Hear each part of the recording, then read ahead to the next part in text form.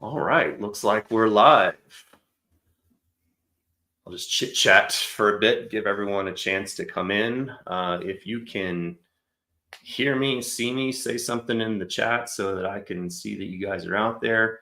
Good morning or afternoon, as the case may be, depending on your local region. Everyone, happy to see you all here. My name is Richard Robinette, and I'm an attorney. I'm a partner at Dodson Robinette PLLC, doing business as crowdfunding lawyers. Most people know us as crowdfunding lawyers.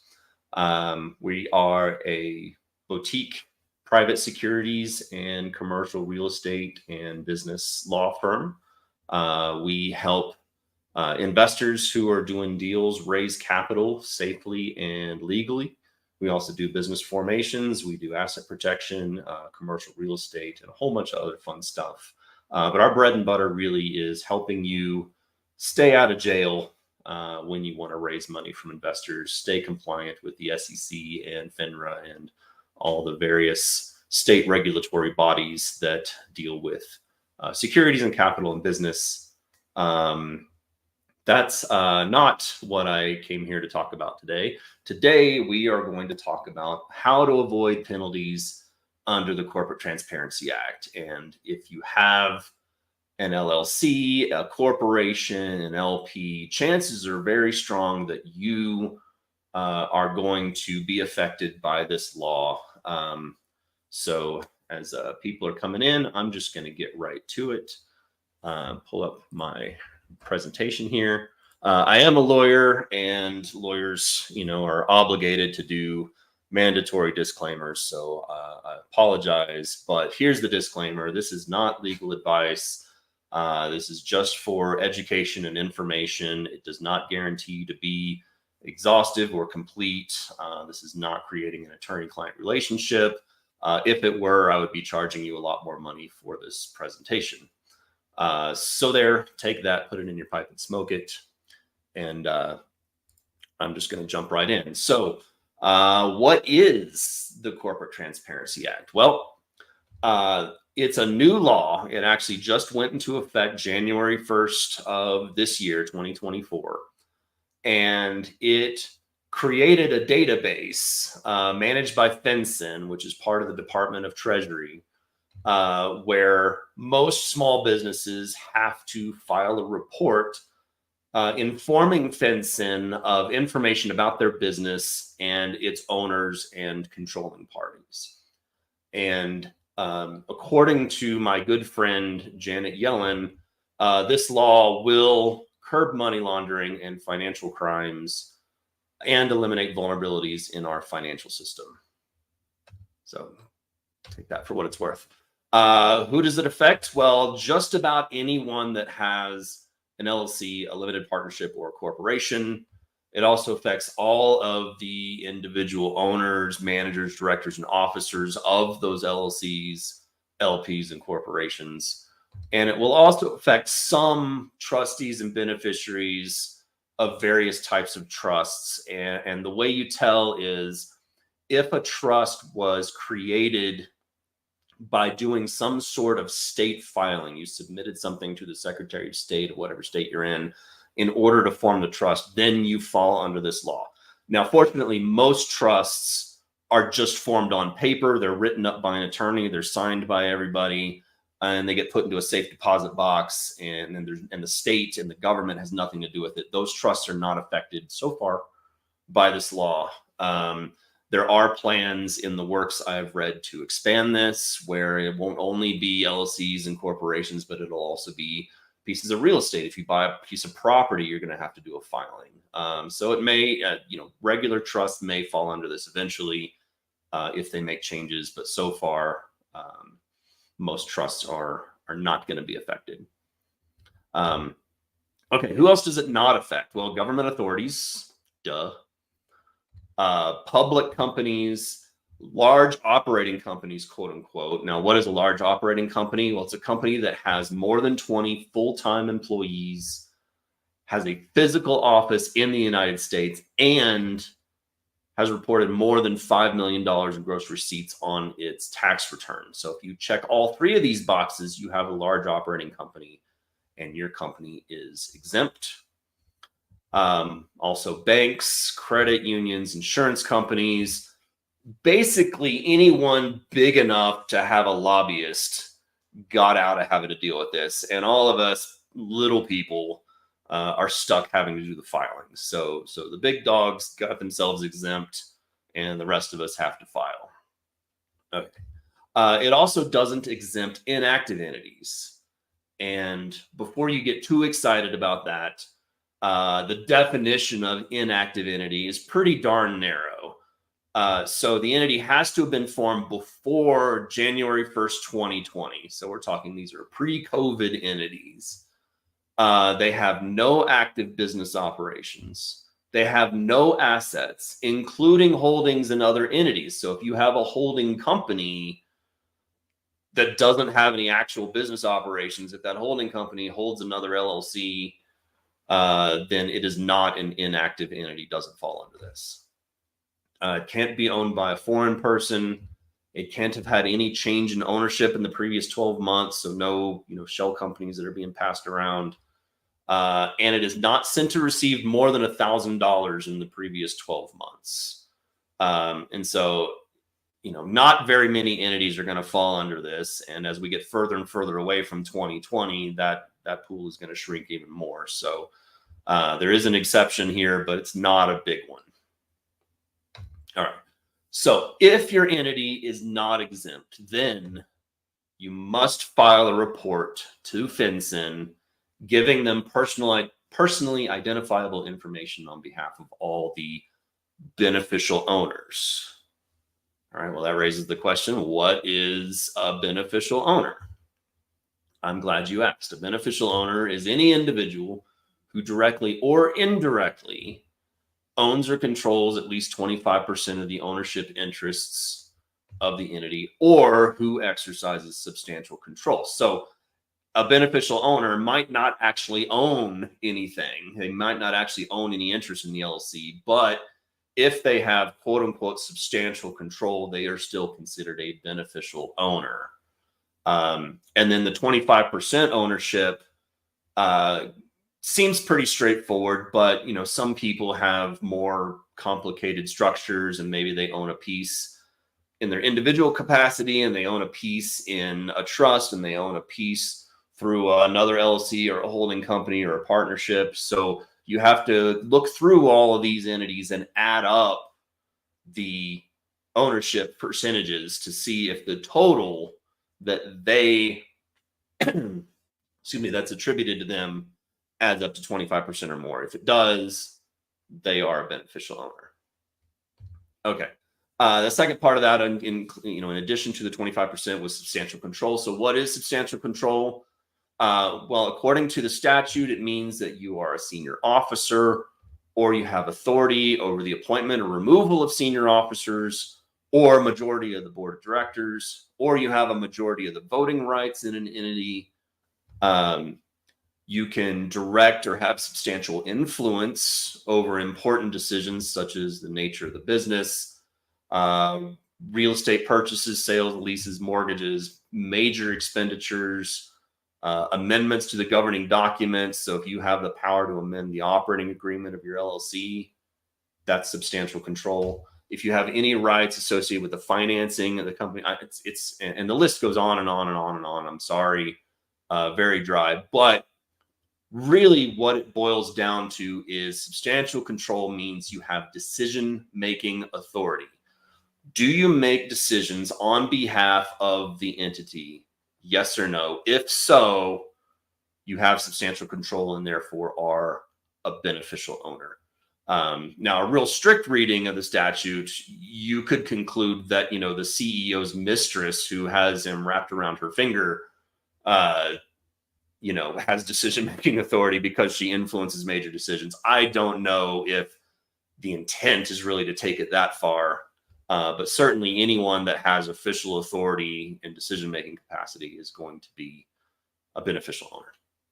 Now, when you look for beneficial owners, you have to look through all the layers of entities that might be there. So maybe you went to Anderson Advisors and they sold you this big complicated asset protection scheme with all kinds of LLCs and trusts and things here and there and there. We're going to just peek through all of that until we hit a person. So this is Bob, and Bob is the cutest business owner in the entire world. And let's say that Bob has a living trust, and in his living trust, there's a holding company, and that holding company holds a business LLC. All right, so this is not an atypical structure that someone might have. All right, so the living trust does not have to file a beneficial owner report unless it was formed by state filing. Most trusts aren't.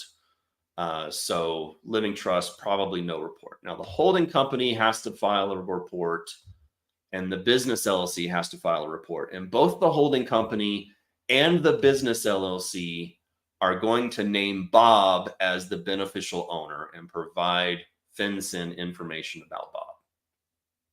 Now, there is a quirk here, and that has to do with those entities I talked about earlier that were exempt, the ones that can afford the lobbyists that got them out of having to do this.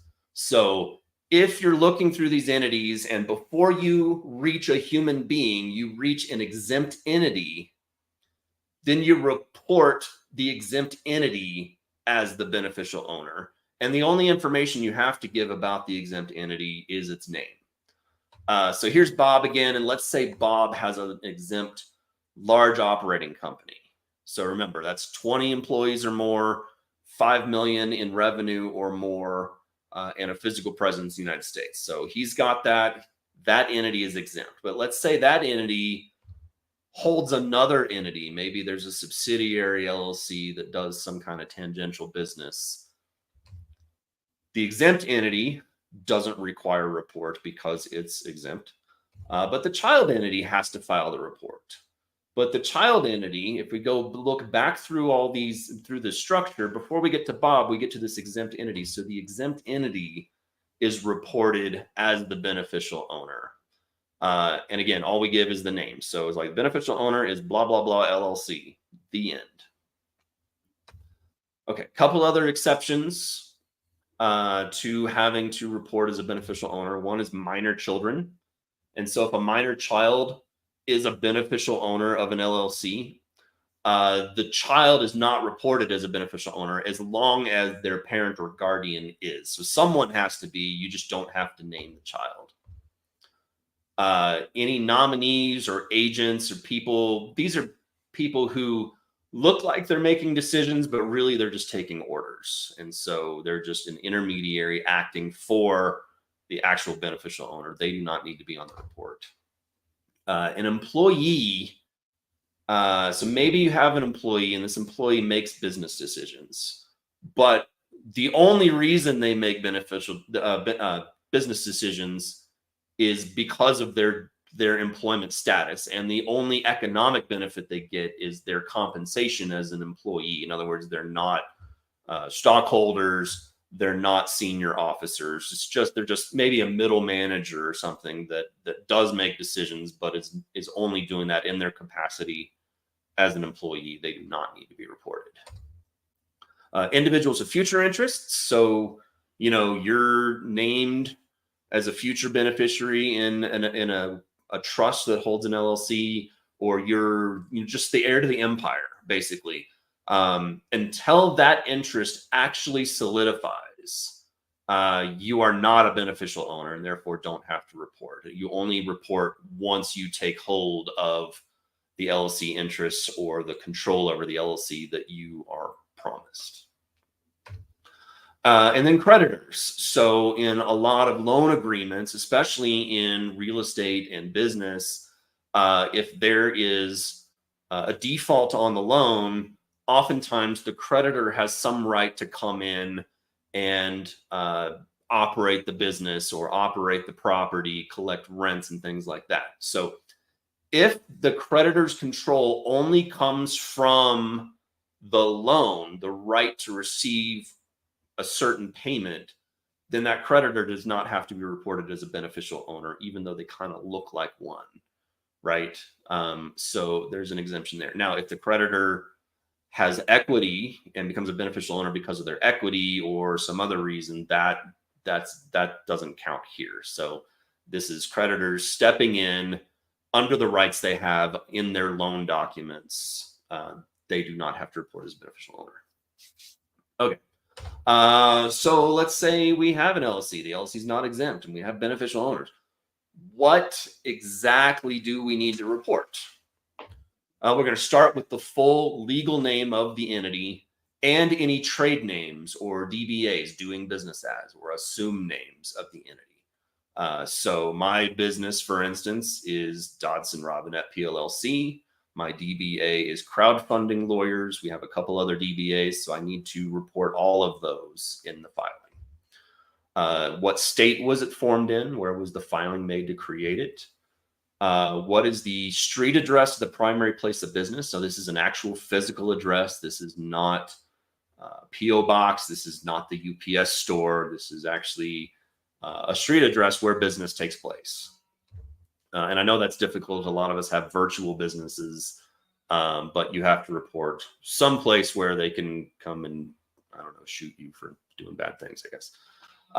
You report the tax ID, which is probably an EIN. If you're a disregarded entity, it might be your social security number.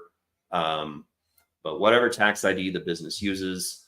And then, of course, you have to report information on all of your beneficial owners.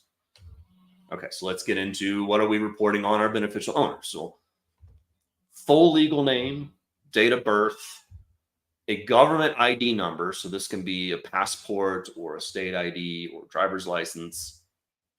You have to upload a scanned image of the ID. So apologies to all the people that are not tech savvy enough to get a picture loaded to a website, but you have to do that or find a grandkid that can do it.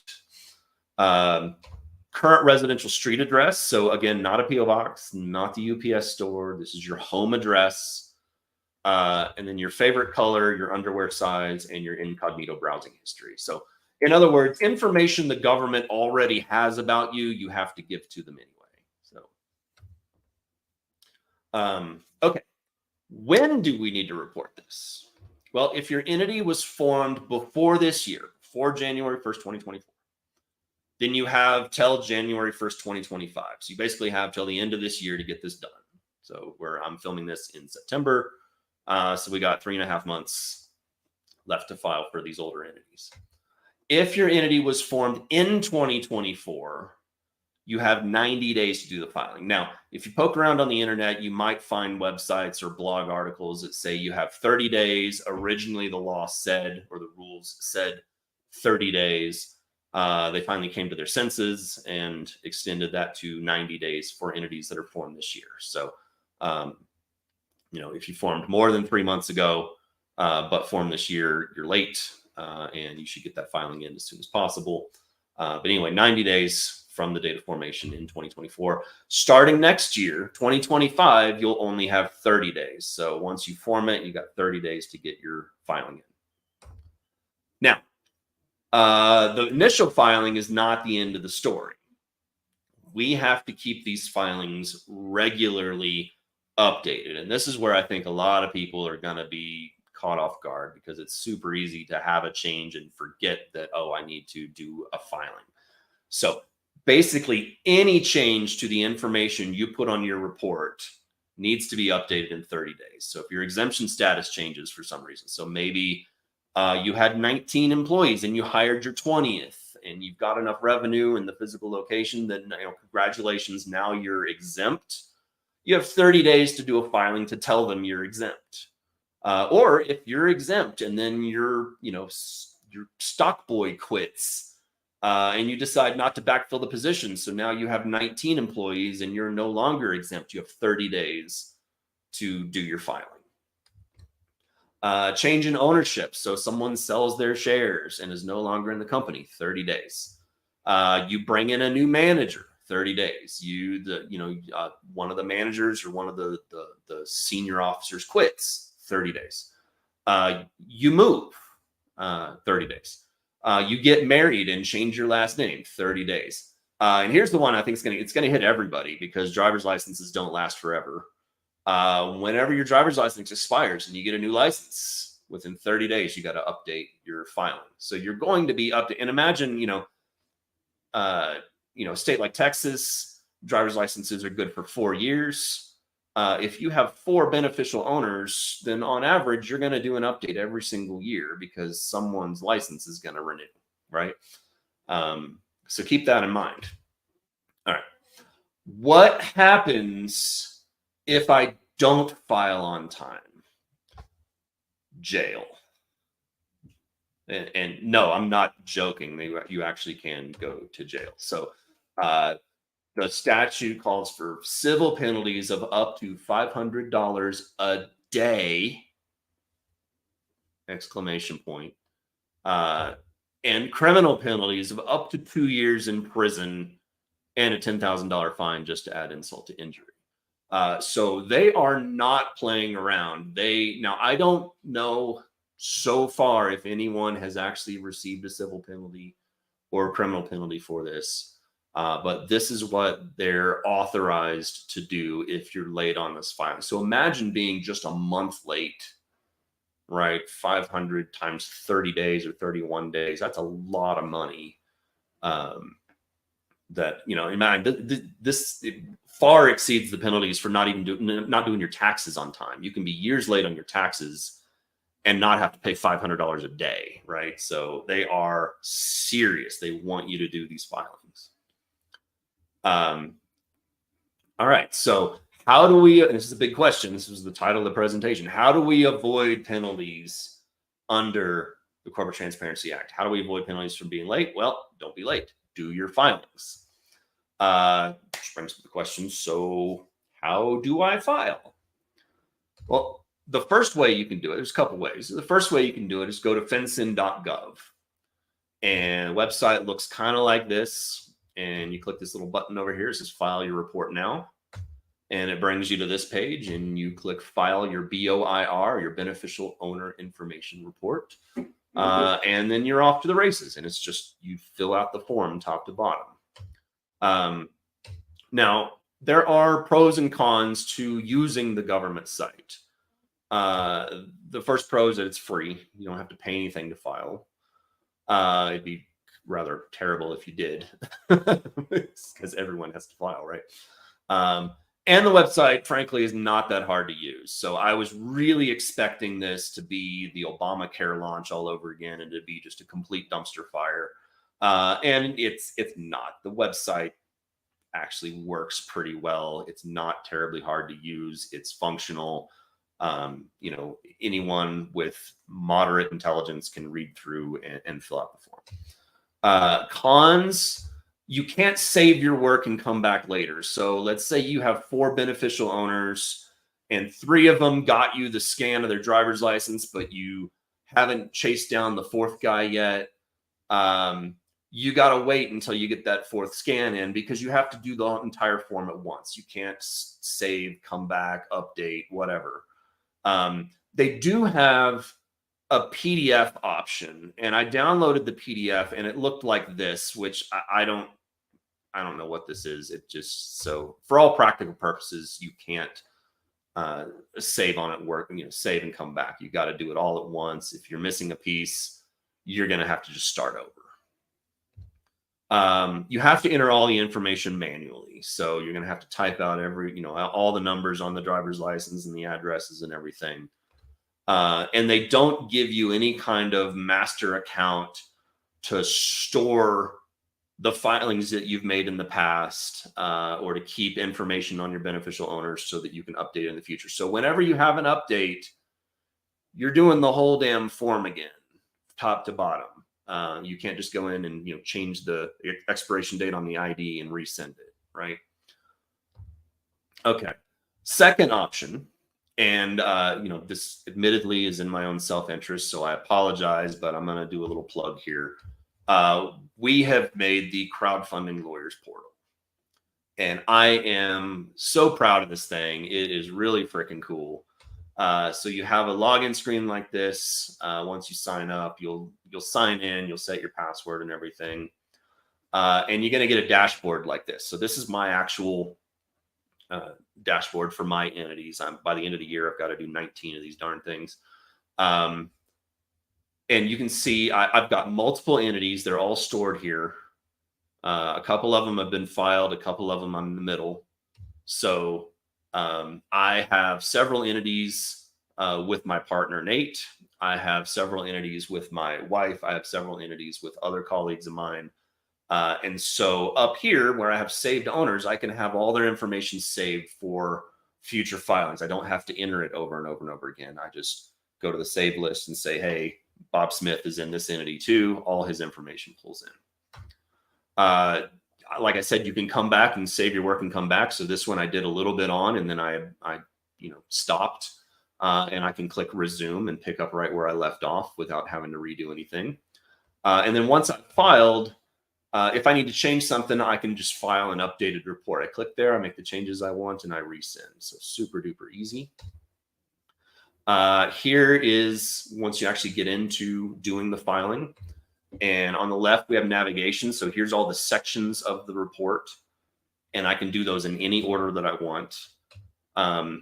Over here in the lower right, I can click to get support. So if I have a question, maybe I don't understand something about the form, you can click there and actually send a message to my team and ask the question. We'll get back to you usually within one business day to answer that question so you can keep on going with your filing.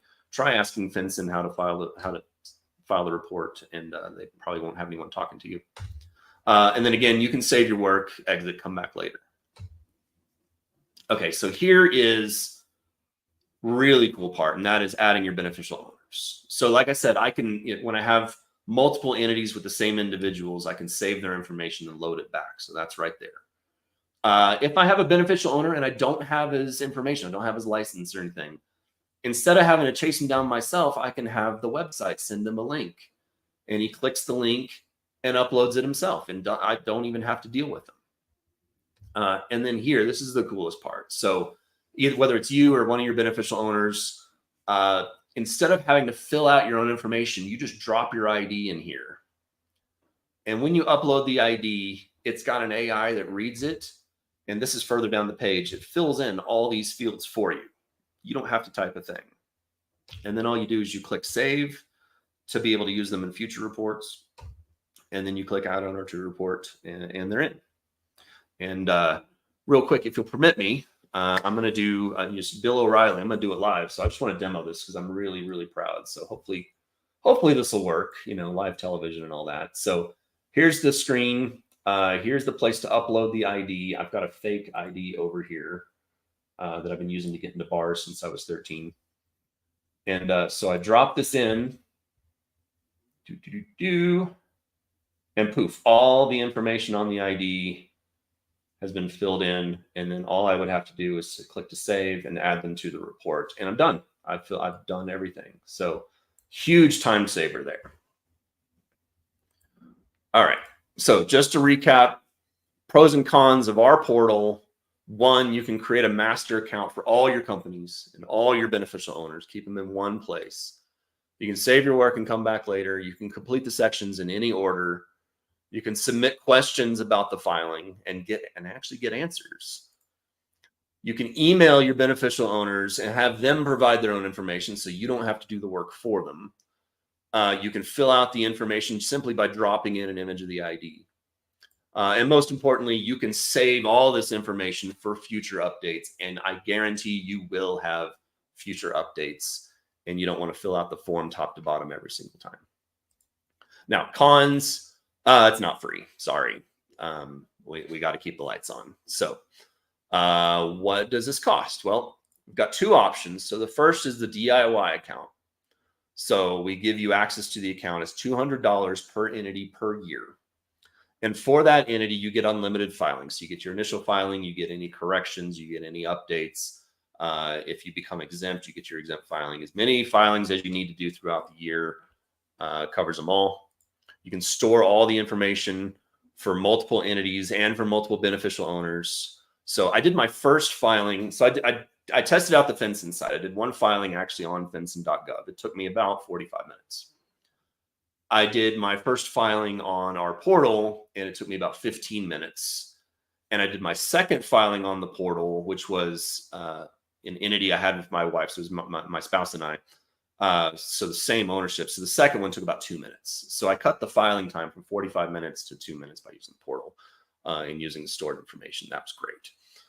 You can submit questions. And I didn't mention this before, but the site will give you regular reminders to update your filings. So it's going to email you every month with just a, hey, remember, if there was any change to your entities, make sure you do your filing.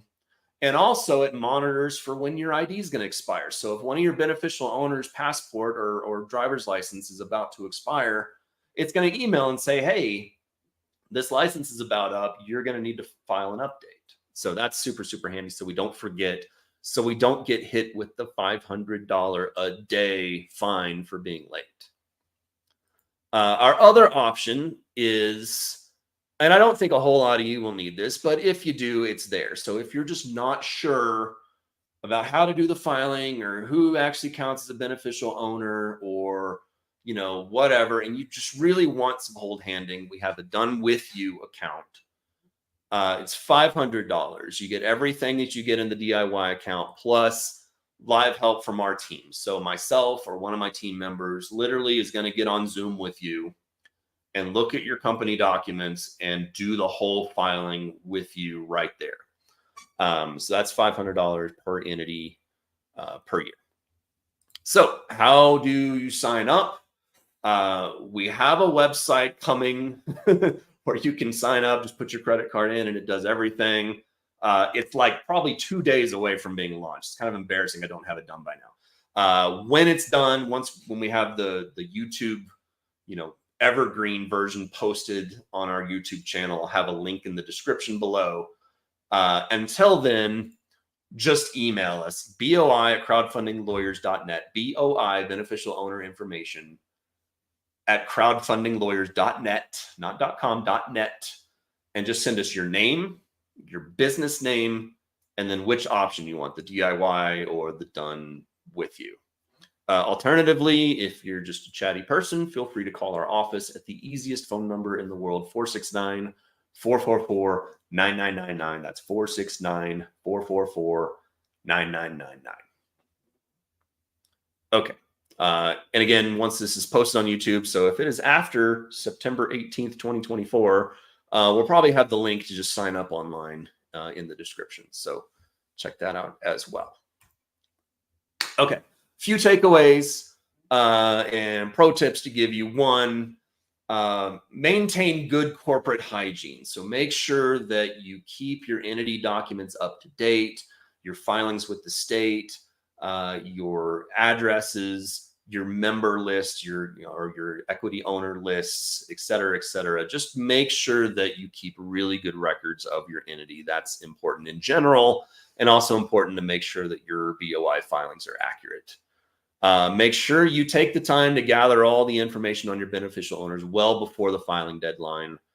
Like any group project, you're going to have that one person that just drags their butt, and you're going to have to get onto them. You know, please send me a scan of your ID, or if you use our portal, please click the link and upload your ID so we can do this filing. But yeah, give yourself some margin. Don't wait till the due date to try to get these filings done. Review your entity information regularly. Make sure nothing's changed. Make sure nobody's moved. Things like that. When in doubt about whether someone should be disclosed as a beneficial owner, just disclose them. Better safe than sorry. It's not going to hurt if you have a few other people disclose that you otherwise wouldn't have. When really in doubt, talk to a lawyer. Again, self-interest in all being a lawyer, but consult a lawyer, whether it's us or whether it's another firm. Get on the phone with a lawyer if you really don't know what you need to do in a particular situation. And then finally, terminate entities you no longer use. So there is the exemption for inactive entities. Not a whole lot of entities are actually going to fall into that, since they have to be so old before they're considered inactive. But another thing that some LLC owners tend to do is when they're done using an LLC, they will just let the LLC expire. They'll stop doing their annual filing or their franchise tax filing or their public information report, whatever their state requires. And by not doing those filings, eventually the state will terminate the LLC's right to do business. That is not the same as terminating the LLC, like filing a certificate of termination. So for purposes of the Corporate Transparency Act, that, Texas LLC that you let go because you didn't do your franchise tax filings still exists for the CTA and still needs to do that BOI report. So go ahead and file your certificate of termination with the state for the entities you don't use. Get rid of them entirely before the end of this year, before you have to do a BOI filing, and just get them out of your life. And so you're not having to deal with that or face penalties for that. So with that, that is the end of what I have to say. I'm going to put the contact information back up on the screen. Email us if you're interested in using the portal for yourself and your businesses, or call our office.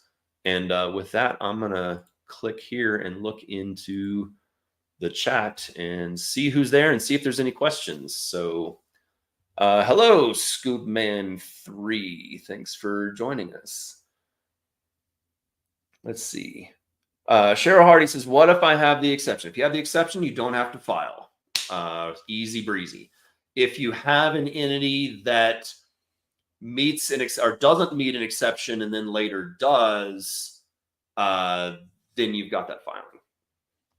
Another question says, what if an exempt entity has a sub based in the UK that generates the revenue? A foreign entity is not going to be subject to reporting. It's foreign, so I don't think there's anything to file there if it's entirely owned and operates in the UK. I missed a lot. I will check the recording. This is Donald. If an LLC was not officially closed 30 years, does this LLC have to register with the CTA?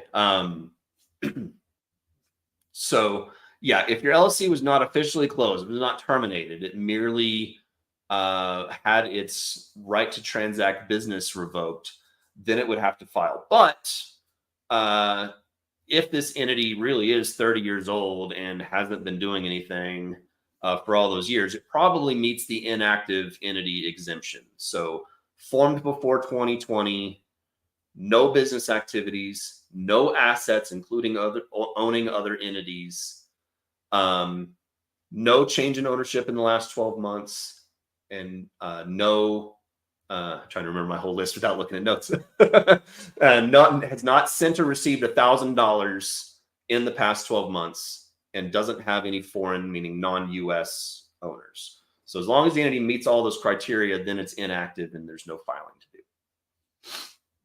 Okay. Steve Swimmer says, my LLC has made no money yet, formed in March this year. Is it exempt? No, that is not exempt. And your filing was due in June. So I would get real quick and get that in before before FinCEN or the Treasury Department starts laying out penalties for that. Because that, my friend, is due. All right, I think I hit the end of all the questions. If there's any other questions, throw them in the chat real quick, and I'll wait just a couple other seconds. And if not, I will thank you all so much for attending, watching, learning, and hopefully we'll get to do some business together in the future. All right, thanks everybody. Take care.